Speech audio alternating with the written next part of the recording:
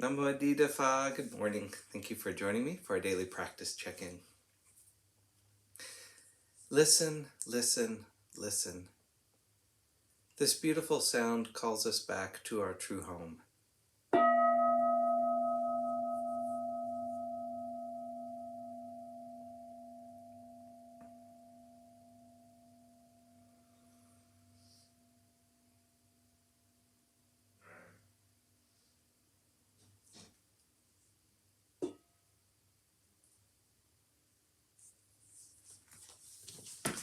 The fifth mindfulness training. Aware of the suffering caused by unmindful consumption, I vow to cultivate good health, both physical and mental, for myself, my family, and my society, by practicing mindful eating, drinking, and consuming. I will ingest only items that preserve peace, well-being, and joy in my body, in my consciousness, and in the collective body and consciousness of my family and society. I'm determined not to use alcohol or any other items that contain toxins, such as certain TV programs, magazines, books, films, and conversations. I'm aware that to damage my body or my consciousness with these poisons is to betray my ancestors, my parents, my society, and future generations. I will work to transform violence, fear, anger, and confusion in myself and in society by practicing a diet for myself and for society. I understand that a proper diet is crucial for self-transformation and the transformation of society.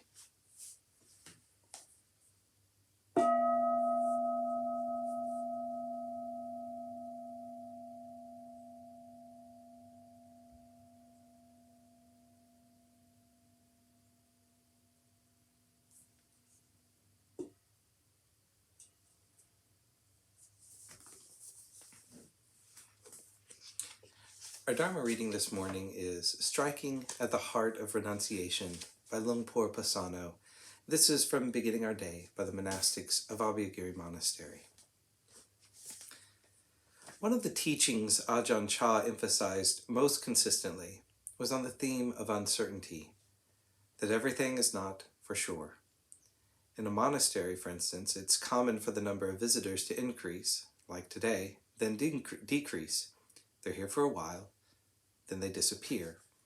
This creates a constant sense of circumstances being uncertain, always changing. We tend to conceive of our practice and training as being under conditions over which we have some control. We can take this opportunity today to investigate and reflect upon how we deal with our practice when it becomes apparent that conditions are really not under our control, when the monastery becomes an open house for more activity and people. When circumstances change in a way we like, we tend to get excited and happy. When they change in a way that we don't like, we may get upset and irritable. In both cases, we're being swayed by the circumstances around us, and that's a shaky foundation on which to build our practice. So how can we stay present with what's happening without getting lost in the changing circumstances? The way to do that is through the quality of our attention, how we direct our attention, how clear we are, how mindful we are. But mindfulness isn't always going to be present. For this reason, establishing an internal quality of renunciation is quintessential for us to practice as practitioners. The rules and conditions that are part of living in a monastery create a framework of external renunciation, such as the giving up of material things. That framework is in place to support an internal quality of renunciation, which needs to be cultivated at all times. Internal renunciation means we're not desperately holding on to circumstances, moods, and feelings. Giving up material things is not that difficult. When we give up our moods, views, opinions, and preferences, we are striking more at the heart of renunciation. We learn to bring this quality of renunciation into our daily lives and interactions with others, so that when our circumstances change, we can let go and adapt to them. Today, for example, there's a large group of people visiting and things are happening all around us. If we try to control the situation, try to make things happen the way we want, we're likely to create problems, but everything will run smoothly if we turn to this internal quality of renunciation, doing our best by letting go of our moods, views, and preferences.